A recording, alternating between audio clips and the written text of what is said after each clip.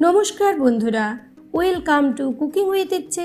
আজ আমি আপনাদের সাথে একেবারে ঘরোয়া স্বাদে একটা এঁচোড়ের রেসিপি শেয়ার করব।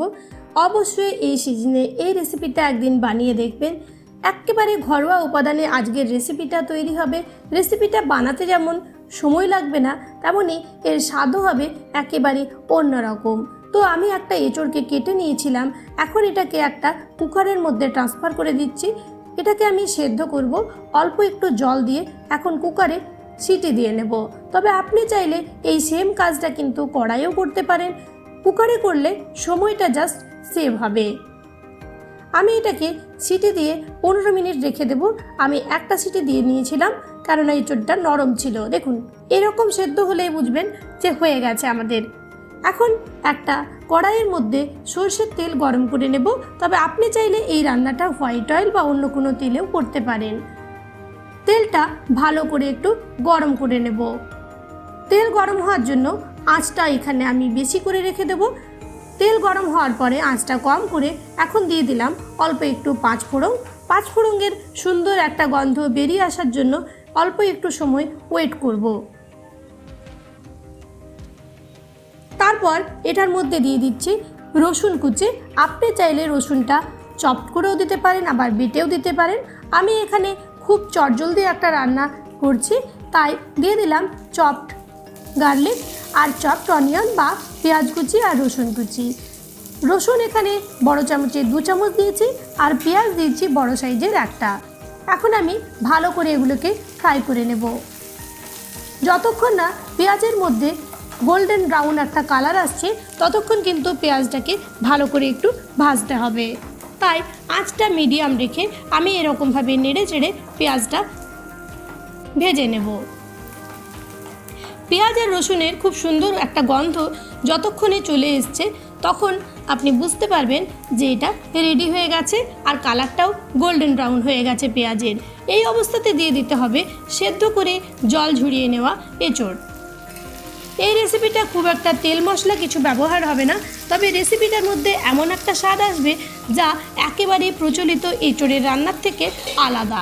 এঁচোড়টা দিয়ে তার সাথে দিয়ে দিচ্ছি আমি আদা আর কাঁচা লঙ্কা বাটা বড় চামচের 1 চামচ। তার সাথেই দেব ছোট চামচের 1 চামচ জিরের গুঁড়ো, ছোট চামচের 1 চামচ ধনের গুঁড়ো। আর যখন আমরা এটা সেদ্ধ করেছিলাম তখন এটার মধ্যে হলুদ বা নুন কিছুই দিইনি, তাই পরিমাণ মতন এটাতে হলুদ দিতে হবে।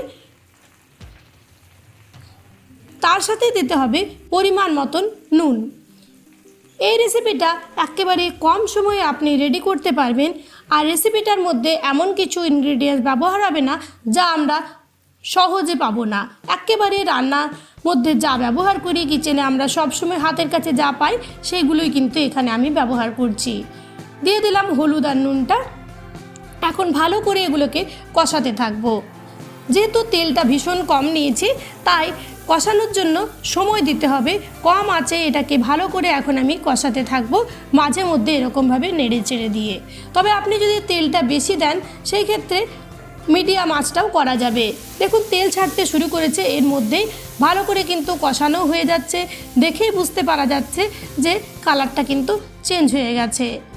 এখন এটার মধ্যে একটু আমি দিয়ে দিচ্ছি একটা আম, এরকমভাবে লম্বা লম্বা করে কেটে নিয়েছি। তবে আমটা যেরকম টক হবে সেই পরিমাণেই কিন্তু আমটা দিতে হবে। আমটা এরকমভাবে এঁচোড়ে একদিন অ্যাড করে দেখুন, জাস্ট অপূর্ব টেস্টটা হবে। আমের সাথেই দিয়ে দিচ্ছি অল্প একটু চিনি। তবে আপনি টকটা বেশি খেতে চাইলে চিনিটাকে অ্যাভয়েডও করতে পারেন। তার সাথে দিয়ে দিচ্ছি 2টো কাঁচা লঙ্কা। লঙ্কাটা স্বাদ অনুসারে আপনি কম বেশি করে নিতে পারেন। অল্প একটু ভালো করে মিশিয়ে নিলাম। এটা কিন্তু খুব একটা কষানোর দরকার নেই আম দেওয়ার পরে। তারপর দিয়ে দিচ্ছি কুসুম গরম জল। কুসুম গরম জল দিলে কি হবে, টেম্পারেচারটা ঠিকঠাক হয় আর রান্নার স্বাদও কিন্তু অনেক বৃদ্ধি পায়। তাই অবশ্যই গরম জল একটু দেওয়ার চেষ্টা করবেন রান্নার মধ্যে। এখন ঢেকে বেশ খানিকক্ষণ এটাকে ফুটতে দেব। মোটামুটি 5-7 মিনিট ফুটালেই কিন্তু আমগুলো সেদ্ধ হয়ে যাবে। দেখুন, 5-7 মিনিটেই কিন্তু আমগুলো সেদ্ধ হয়ে গেছে।